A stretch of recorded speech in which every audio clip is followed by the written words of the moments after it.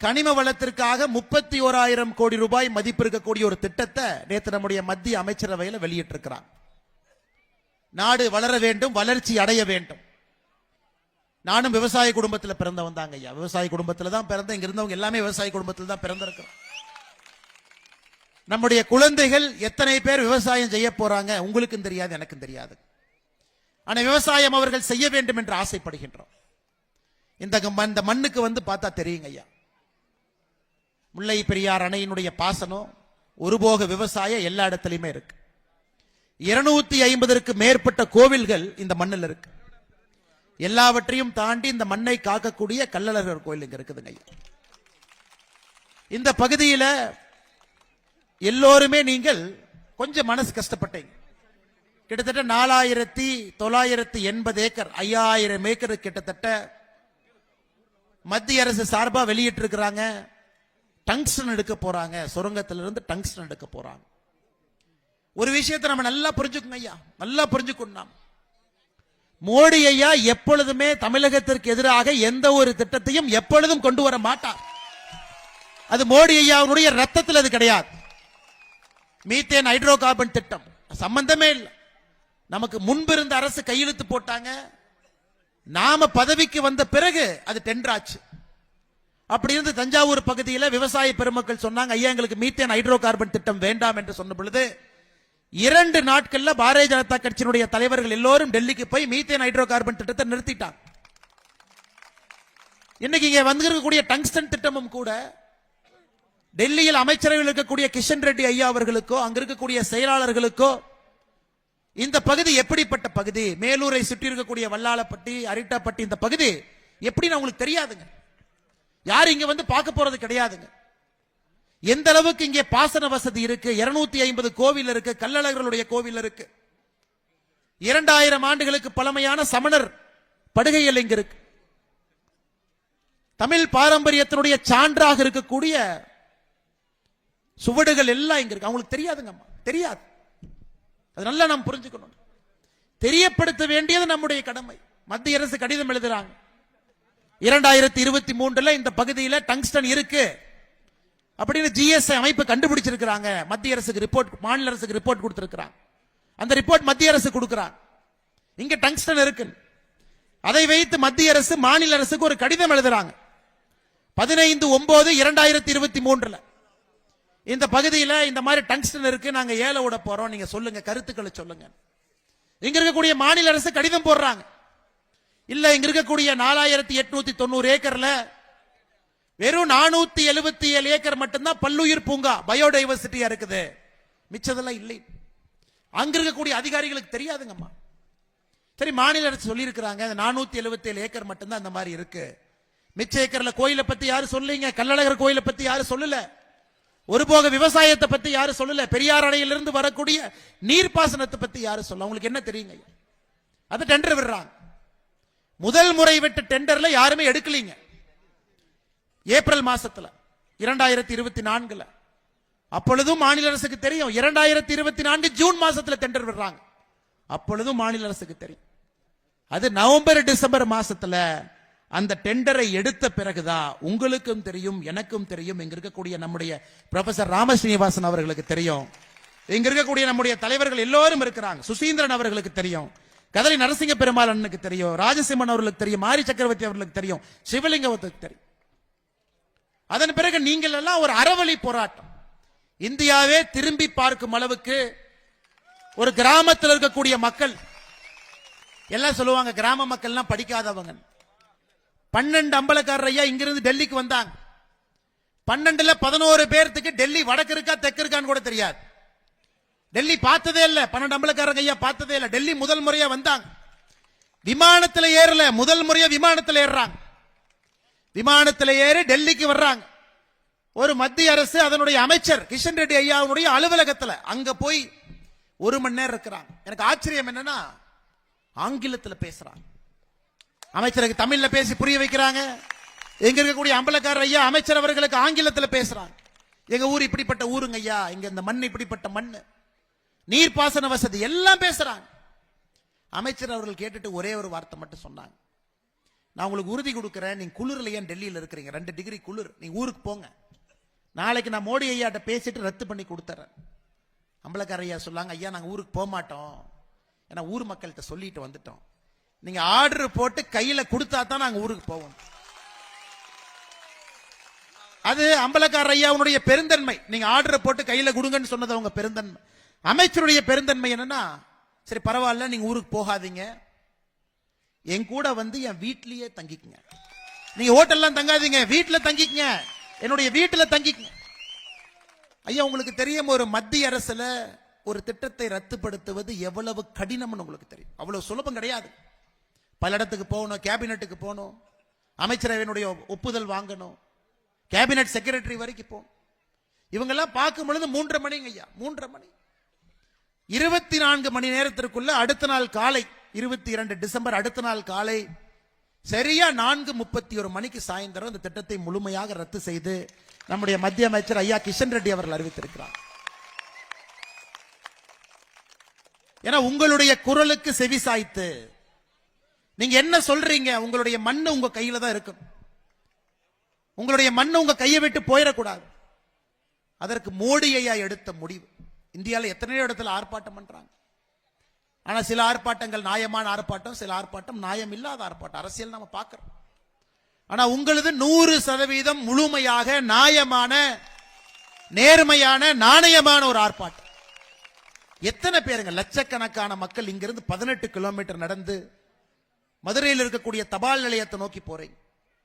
இன்னைக்கு 10 பேர் சேர்ந்தாவே எந்த கண்ணாடி உடையும் என்ன பிரச்சனையாகும் பயந்துட்டு இருக்கிற நேரத்தில் லட்சக்கணக்கான மனிதர்கள் கட்டுக்கோப்பாக மதுரைக்கு போய் உங்களுடைய கோபம் என்ன, ஆக்ரோஷம் என்ன அப்படிங்கறது தெளிவா பேசிக்கிட்டு யாரையுமே தரம் தாழ்ந்து பேசாம இதுதான் பிரச்சனை, எங்களுக்கு நீதி கொடுங்கன்னு கேட்டு வந்த பிறகு எப்படிங்கம்மா மோடி ஐயா உங்களுக்கு செய்யாம இருப்பாங்க? யோசிச்சு பாருங்க, எப்படி மோடி ஐயா செய்யாம இருப்பாங்க? அதனால் நம்முடைய பாரத பிரதமர் நரேந்திர மோடி அவர்களை போல எப்பொழுதுமே தமிழக மக்களோடு ஊனோடு நரம்போடு கலந்திருக்கக்கூடிய ஒரு மனிதர். இது இந்தியாவில் நீங்க போய் வேற மாநிலத்தில் பாருங்க, எத்தனையோ பிரச்சனைகளை கொண்டு போகும் பொழுது உடனுக்குடன். இன்னைக்கு வரும் பொழுது கிஷன் ரெட்டி ஐயா கேட்டாங்க, எல்லா வீட்லயுமே ஒரு ஜல்லிக்கட்டு மாடு நிக்குதேன். நான் சொன்னேன், ஐயா நாங்க சாப்பிட்றோமோ இல்லையோ ஜல்லிக்கட்டு மாட்டுக்கு சாப்பாடு கொடுத்துட்டு தான் இந்த மண்ணிலே மக்கள் சாப்பிடுவாங்க. அது சின்ன பெண்ணாக இருந்தாலும் ஒரு வீர தமிழச்சி கண்ணை பார்த்து ஒரு ஜல்லிக்கட்டு மாட்டை நிறுத்தக்கூடிய மன்னது. அந்த ஜல்லிக்கட்டு வீர விளையாட்டையும் திரும்பி கொண்டு வந்தது பாரத பிரதமர் நரேந்திர மோடி. யோசிச்சு பாருங்க, 3 ஆர்டருங்கம்மா, 3 ஆர்டர் 24 மணி நேரத்தில் 3 அமைச்சரவை போட வைத்து. ஆனா என்னன்னா நம்ம கட்சி கிட்ட ஊடகம் இல்லை. காலையிலிருந்து இரவு வரை சூரியன் ஏன் உதிக்குதுன்னா மாநில அரசு இருக்கிறனால தான் உதிக்குது, சூரியன் மறையுதுன்னா மாநில அரசு இருக்கிறனால. நாங்கெல்லாம் பொய்யை சொல்ல தெரியாதவர்கள், உண்மையை மட்டும் நேர்மையாக மக்களுக்காக பேசக்கூடியவர்கள் நம்முடைய மத்திய அரசு கட்சியில் இருக்கிறோம். ஐயா பாராட்டு விழா எங்கேயும் போக மாட்டோம். இந்தியாவிலே பாராட்டு விழா என்று பாரதிய ஜனதா கட்சி எங்கேயுமே போகாதுங்கம்மா. பெரியவங்க இருக்கிறீங்க, நீங்க பாருங்க, எங்கேயாச்சும் நாம பாராட்டு விழான்னு எடுத்திருக்கிறோமா? போக மாட்டோம். எதற்காக ஐயா கிஷன் ரெட்டி அவர்கள் இங்க வந்திருக்கிறாங்கன்னா, அம்பலக்காரர் ஐயா இன்னைக்கு சொன்னாங்க, ஐயா உங்களை தேடி வந்தோம், எங்களுக்கு மரியாதையா உபசரிச்சு காஃபி டீ எல்லாம் கொடுத்து சமமாக உட்கார வச்சு 1 மணி நேரம் எங்களோட பேசினீங்க. எங்களை தாண்டி நீங்கள் எங்களுக்காக நீங்கள் வர வேண்டும், எங்களை பார்க்க உங்களுக்கு நாங்க உபசரிக்கணும், வரணும். ஆனால் இன்னைக்கு கிஷன் ரெட்டி அவர்கள் இங்க வந்தது நீங்க பாராட்டுறீங்க இல்லைங்கம்மா, அவர் கடமையை செஞ்சிருக்கிறோம், எங்களுடைய கடமையை நாங்கள் செய்திருக்கின்றோம். கிஷன் ரெட்டி ஐயா கடமையை செஞ்சிருக்கிறாங்க. மோடி ஐயா உங்களுடைய பேச்சை, உங்களுடைய குரலை கேட்டு எப்பொழுதும் தமிழகத்தின் பக்கம் இருப்பேன் என்பதை மறுபடியும் ஒரு முறை நமக்கு உணர்த்தி இருக்கிறார். இன்னைக்கு கிஷன் ரெட்டி ஐயா அவர்கள் இங்கே வந்தது டெல்லியில் இருந்து ஒரு முக்கியமான அமைச்சர், துறையினுடைய அமைச்சர். ஒரு நாள் முழுவதும், ஏன்னா மதுரைக்கு எப்படி வந்தாங்க பாருங்க, சென்னைக்கு வந்து நைட்டே சென்னைக்கு வந்துட்டாங்க. ஏங்க ஏன்னா காலையில டெல்லியில பனிப்பொழிவு அதிகமா இருக்கும், விமானம் தாமதமாச்சுன்னா என்ன பண்றது, நைட்டே வந்துடுறேன். சோ வந்து எதுக்குன்னா உங்களுடைய அன்பை பார்த்து நெகிழ்ந்து உங்களுடைய அழைப்பை ஏற்று இந்த மண்ணிற்கு நான் வர வேண்டும் என்று மோடி ஐயாவுடைய தூதுவனாக ஐயா கிஷன் ரெட்டி அவர்கள் இங்க வந்திருக்கிறாங்க. எனக்கு தெரியுங்க ஐயா, இந்த மேடையில் அரசியல் பேசக்கூடாது. போன முறை நான் வந்த பொழுது கூட வெள்ளிமலை ஆண்டி சுவாமி திருக்கோவில் முன்பு நின்று அரசியல் பேசலைங்க ஐயா. மாநில அரசு மத்திய அரசு என்று பேசுவன் நான். இன்னைக்கு ஒரே விஷயத்தை மட்டும் இங்க இருக்கக்கூடிய மண்ணின் மைந்தர்கள் சொந்தக்காரர்கள் உணர்ந்து கொள்ள வேண்டும். ஏன்னா ஸ்டாலின் ஐயா வந்தாங்க, சில விஷயங்கள் பேசினாங்க. ஆனால் ஸ்டாலின் ஐயாவுக்கு இந்த மேடையிலிருந்து நான் பதில் பேசாமல் சென்று விட்டால் நான் வகிக்கக்கூடிய பொறுப்புக்கு தவறு செய்கின்றேன் என்கின்ற அர்த்தம். ஐயா, சட்டசபையில தீர்மானம் போட்டனால, சட்டசபையிலே தீர்மானம் போட்டதால் இந்த திட்டம் ரத்து செய்யப்படவில்லை என்பது ஒருத்தருக்கும் தெரியும். வார வாரம் சட்டசபையிலே தீர்மானம் போடுவது மட்டும்தான் அவங்க வேலை. உங்களுக்காக, இங்க இருக்கக்கூடிய மண்ணின் மைந்தர்களுக்காக, உங்களுடைய குரலுக்காக, உங்களுடைய அழுகைக்காக, உங்களுடைய பேச்சுக்காக மோடி ஐயா உங்களோடு இருந்து ரத்து பண்ணியிருக்கிறார். வேற யாருக்காக இல்லைங்க ஐயா. மாநில அரசு மிரட்டிருச்சு. மாநில அரசனுடைய மிரட்டலுக்கெல்லாம் மோடி அவர்கள் எப்பொழுதும் பயந்தது கிடையாது. அப்படிலாம் ஆட்சியில் உட்கார முடியாது. இது உக்ரைன் ரஷ்யாவுடைய கண்ணை விரல் விட்டு ஆட்டிக் கொண்டிருக்கக்கூடிய மோடி அவர்கள் இங்க இருக்கக்கூடிய மாநில அரசு பார்த்து பயப்படுற மனிதர் அவர். உங்களுடைய அன்பிற்காக பயந்து இங்கே வந்திருக்கின்றோம். உங்கள் அன்புக்காக, உங்க அன்புக்காக, இந்த மண்ணின் மைந்தர்களுடைய அன்புக்காக இங்கே வந்திருக்கின்றோம். வேற எதுக்கு வரலீங்க. தொடர்ந்து உங்களுடைய அன்புக்காக என்ன வேணாலும் நாங்க செய்வோம். உங்களுடைய அன்பை பெறுவதற்காக மோடி அவர்கள் என்ன வேண்டுமானாலும் செய்வார். 11,000 பேருக்கு மேல எஃப்ஐஆர் போட்டுட்டு மத்திய அரசு திட்டத்தை ரத்து செய்த பிறகும் எஃப்ஐஆர் வச்சு, அதன் பிறகு நான் ரத்து செஞ்சேன், எஃப்ஐஆர் ரத்து செஞ்சேன்னு சொல்றத, அதனாலதான் இந்த திட்டம் ரத்தாச்சுன்னு சொன்னா யாராச்சும் நம்புவாங்களாங்க ஐயா. அதனால் மாநில அரசுக்கு ஒரே ஒரு வேண்டுகோள் வைக்கிறேன். ஒரே ஒரு வேண்டுகோள். நானும் விவசாயினுடைய மகனாக இந்த வேண்டுகோளை வைக்கிறேன். கர்ம வீரர் காமராஜர் ஐயா அவர்கள் ஆட்சி பீடத்திலிருந்து வெளியே வந்த பொழுது 1963 தமிழ்நாட்டில் பயிரிடப்பட்ட மொத்த பகுதிங்க ஐயா, மொத்த ஏரியா பயிரிடப்பட்டது 70 லட்சம் ஹெக்டேர். காமராஜர் ஐயா ஆட்சியிலிருந்து இறங்கும் பொழுது தமிழகத்திலே மேலூர், வெள்ளாளப்பட்டி, அரிட்டாப்பட்டி இந்த பகுதி எல்லாம் 70 லட்சம் ஹெக்டேர்ல விவசாயம் செய்யும் பூமியாக கொடுத்துட்டு போனாங்க. இன்னைக்கு வெறும் 46 லட்சம் ஹெக்டேர் தான் இருக்குதுங்க ஐயா. 24 லட்சம் ஹெக்டேர் காணாம போயிருச்சு. விவசாயம் செய்யக்கூடிய பகுதி 24 லட்சம் ஹெக்டேர். கர்ம வீரர் காமராஜர் ஐயா பதவியில் இருந்து இறங்கிய பிறகு அதற்கு மாநில அரசு முயற்சி எடுத்து அணை கட்டுங்க, டேம் கட்டுங்க, தண்ணியை தேக்குங்க, நிலத்தடி நீரை உயர்த்துங்க, இளைஞர்களை விவசாயத்தின் பக்கம் கொண்டு வாங்க, கிராமத்தில் இளைஞர்களை தங்க வைங்க. மறுபடியும் எப்படி இந்த மேலூர் பகுதி, இந்த பகுதி வானம் பார்த்து, பெரியார் அணையிலிருந்து வரக்கூடிய நீரை பார்த்து ஒரு விவசாய பூமியாக பச்சை பசேல் எப்படி இருந்துச்சோங்க ஐயா. 20 ஆண்டு கழித்தும் அது பச்சை பசேலாக இருக்க வேண்டும் என்பதற்காக இந்த திட்டத்தை மோடியை ரத்து பண்ணியிருக்கிறார். 20 ஆண்டு கழித்தும். ஆனால் மாநில அரசுக்கு நான் வைக்கக்கூடிய கோரிக்கை, இந்த பகுதியை பாதுகாக்கப்பட்ட வேளாண் மண்டலமாக அறிவியுங்கள். பாதுகாக்கப்பட்ட வேளாண் மண்டலமாக அறிவிப்பதற்கான முழு உரிமையும் தகுதியும் மாநில அரசுக்கு மட்டும்தான் இருக்கு, மத்திய அரசு கையில் இல்லை. எங்கள் வேலையை நாங்கள் செய்து காட்டியிருக்கின்றோம். பாதுகாக்கப்பட்ட வேளாண் மண்டலமாக அறிவித்து இந்த பகுதி எப்பொழுதும் பச்சை பசேல் என்று எப்பொழுதும் இருக்கணும். உங்களை தாண்டி இன்னும் 10, 15, 20 தலைமுறைக்கு விவசாயத்தை சார்ந்த குடும்பங்கள் இங்கே வாழ வேண்டும் என்றால் அதற்கு முயற்சி எடுக்கும். அதான் மாநில அரசுக்கு நான் வைக்கக்கூடிய ஒரே ஒரு கோரிக்கை. இன்னைக்கு வெள்ளாளப்பட்டி மண்ணிலிருந்து நாங்க சொல்றோங்க ஐயா, வெள்ளாளப்பட்டி மண்ணிலிருந்து சொல்றோம். நாங்க சொல்லித்தான் மத்திய அரசு ரத்து பண்ணுச்சுன்னு சொல்றதுக்கு தமிழ்நாட்டில் போஸ்ட்மேன் வேணாம். அதை பாரதிய ஜனதா கட்சி நேரடியாக நாங்கள் செய்து விடுகிறோம். தொடர்ந்து உங்களுக்காக எப்பொழுதும் பாரதிய ஜனதா கட்சி உழைக்கும். உங்களுக்கு உயிரை கொடுத்து தமிழகத்தை உயர்த்துவதற்கு பாரதிய ஜனதா கட்சியினுடைய ஒரு தொண்டனும் தலைவனும் எங்களை அர்ப்பணித்திருக்கின்றோம். அதனால எப்பொழுதுமே மத்திய அரசு நீங்க சந்தேகப்படாதீங்க. நான் கையெடுத்து கும்பிடுறது, மத்திய அரசின் மீது எப்பொழுதும் சந்தேகப்படாது. எங்கேயாவது தவறு நடந்தாலும் கூட சுட்டி காட்டுங்க, 10 நாள்ல சரி பண்ணி கொடுத்துடுறாங்க. ஏன்னா தவறு நாங்கள் செய்வதில்லை. செயலாளர்கள் பண்ணலாம், கிளர்க் பண்ணலாம், ஐஏஎஸ் அதிகாரி பண்ணலாம், அவங்களுக்கு தெரியாது மேலூர் எவ்வளவு பச்சைன்னு தெரியாது, 250 கோயில் இருக்கிறது தெரியாது, விவசாயத்தை சார்ந்து 2000 ஆண்டுகளாக மக்கள் இருப்பது தெரியாது. ஆனால் மத்திய அரசின் மீது நம்பிக்கை வையுங்கள், மோடி அவர்கள் மீது நம்பிக்கை வையுங்கள். எப்பொழுதும் தமிழகத்திற்கு ஒரு தோழனாக, சகோதரனாக, அண்ணனாக பாரத பிரதமர் நரேந்திர மோடி அவர்கள் இருப்பார் என்று சொல்லி மேடையில் இருக்கக்கூடிய எல்லா அம்பலக்கார ஐயா அவர்களுக்கும், எல்லா சமுதாய தலைவர்களுக்கும், என்னோடு வந்திருக்கக்கூடிய எல்லா பாரதிய ஜனதா கட்சியினுடைய அன்பு சொந்தங்களுக்கும் ஒரு உற்சாகமான வரவேற்பு. நான் மீடியாவில் சொன்னேங்க ஐயா, இந்த நிகழ்ச்சியை பாரதிய ஜனதா கட்சி நாங்க ஏற்பாடு செய்ய மாட்டோம்.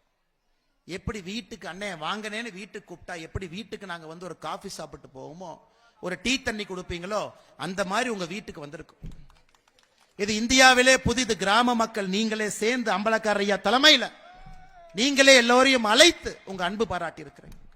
அதனால இது பாரதிய ஜனதா கட்சியினுடைய நிகழ்ச்சி இல்லைங்க. உங்கள் அன்பின் இலக்கணமாக இன்னைக்கு இந்த நிகழ்வு நடந்து கொண்டிருக்கிறது. இந்தியாவிற்கே இது ஒரு சான்று. சரித்திரத்திலே இந்த நாள் இடம் பிடித்திருக்கிறது. இந்திய சரித்திரத்திலே இந்த நாள் மத்திய அமைச்சர் திரு கிஷன் ரெட்டி அவர்கள் இங்கே வந்திருப்பது சரித்திரத்தில் இடம் பிடித்திருக்கிறது. இந்தியாவில் இருக்கக்கூடிய எல்லா மக்களுக்கும் இங்கிருந்து செய்தி போகுது. ஒரு பிரச்சனை என்றால் மத்திய அரசு ஓடோடி வரும் என்கின்ற பெரிய செய்தி இங்கிருந்து போயிருக்குதுங்க ஐயா.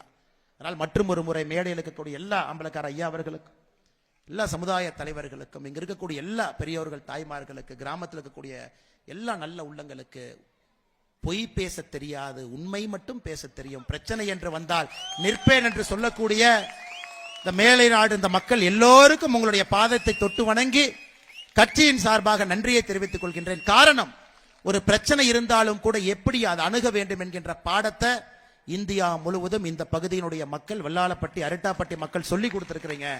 தொடர்ந்து அதே போல் நல்லவர்களாக, பண்பு மிக்கவர்களாக, இந்தியாவிற்கு ஒரு இலக்கணமாக நீங்கள் இருக்க வேண்டும் என்று சொல்லி வாய்ப்பு கொடுத்த எல்லா நல்ல உள்ளங்களுக்கும் நன்றி தெரிவித்து என்னுடைய உரையை முடித்துக் கொள்கின்றேன். நன்றி, வணக்கம். பாரத் மாதா கி ஜெய்.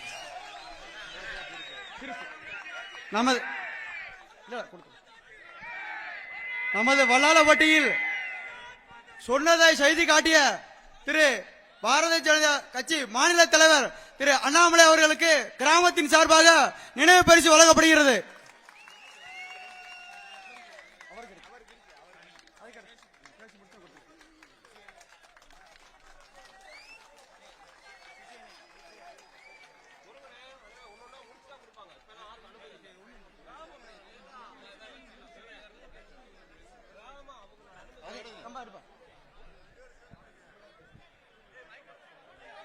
நமது டங்ஸ்டன் சுரங்க திட்டத்தை முழுமையாக ரத்து செய்த நிலக்கரி மற்றும் சுரங்கத்துறை அமைச்சர் திரு கிஷன் ரெட்டி அவர்களுக்கு நமது கள்ளநகரை பரிசாக வழங்குகின்றோம்.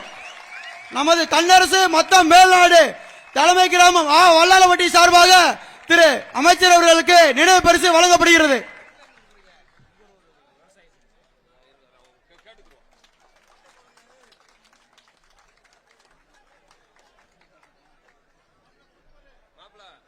விவசாய சங்க சார்பில் ஒன்று கொடுக்குறோம்ன்றாங்க, கொடுத்துறீங்களா?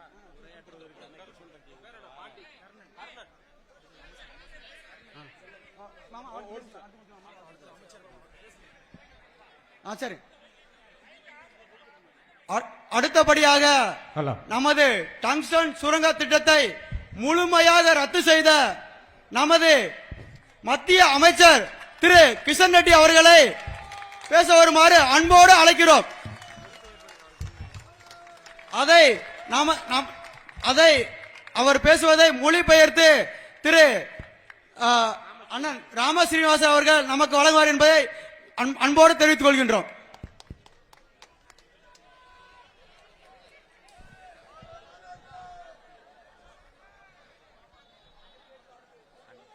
திரு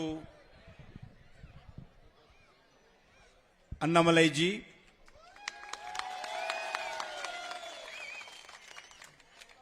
திரு மங்கமணி அம்பலக்கரார்ஜி, திரு சேத்து ராகவன் அம்பலக்கரார்ஜி, திரு பொக்ஷன் அம்பலக்கரார்ஜி, திரு ராமஜியம் அம்பலக்கரார்ஜி, திரு ராமச்சந்திரன் அம்பலக்கரார்ஜி, திரு பொன்னை அம்பலக்கரார்ஜி, திரு சாமி கண்ணு அம்பர்கரார்ஜி, திரு முத்துப்படிஜி அம்பல்கரார்ஜி, திரு கருப்பய அம்பர்கரார்ஜி, திரு Bhaskaran அம்பர்கரார்ஜி, and all the Ambalakarar community leaders, people of this region, and mothers and sisters, and media friends, and all those who are participated in this event. மரியாதைக்குரிய அனைத்து அம்பலகாரர்களுக்கெல்லாம் எனது வணக்கம். இங்கே திரளாக கூடியிருக்கிற தாய்மார்கள், சகோதரிகள், மரியாதைக்குரிய ஊர் பெரியவர்கள், உங்கள் அனைவருக்கும் எனது அன்பை தெரிவிக்கிறேன். ஊடக நண்பர்களுக்கும் எனது வணக்கங்களை தெரிவிக்கிறேன். வணக்கம். மதுரை மக்களுக்கு என் அன்பான வணக்கம்.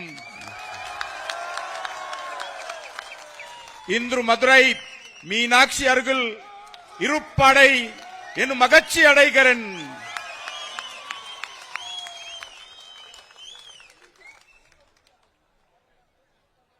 Elders and brothers and sisters, the BJP-led Modi government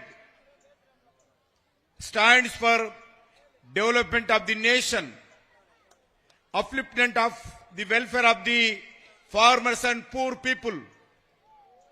பெரியோர்களே, சகோதரர்களே, நரேந்திர மோடியினுடைய அரசாங்கம் இந்த நாட்டினுடைய வளர்ச்சிக்காக தன்னை அர்ப்பணித்துக் கொண்டிருக்கிற ஒரு அரசாங்கம். ஏழை எளிய மக்களின் வளர்ச்சிக்காகவே இருக்கிற ஒரு அரசாங்கம் ஐயா நரேந்திர மோடியினுடைய அரசாங்கம். Protection of the nation, culture and tradition that includes our ancient Tamil culture also. நாட்டை பாதுகாப்பது, நமது பண்பாட்டை பாதுகாப்பது, நமது பாரம்பரியங்களை பாதுகாப்பது எல்லாம் இந்த தமிழ் பண்பாட்டையும் சேர்த்து பாதுகாப்பது என்பதாகத்தான் அர்த்தமாக கொண்டிருக்க வேண்டும். I thanks the Tamil Nadu people. They have shown tremendous support to love and our Prime Minister Narendra Modi ji. நான் தமிழக மக்களை பாராட்டுகிறேன், வணங்குகிறேன். அவர் ஐயா நரேந்திர மோடி அவர்களுக்கு ஏராளமான அன்பையும் ஆதரவையும் தெரிவித்தவர்கள் இந்த தமிழக மக்கள் என்று தெரிந்து கொண்டிருக்கிறார். People of Tamil Nadu knows our Prime Minister Narendra Modi ji has ensured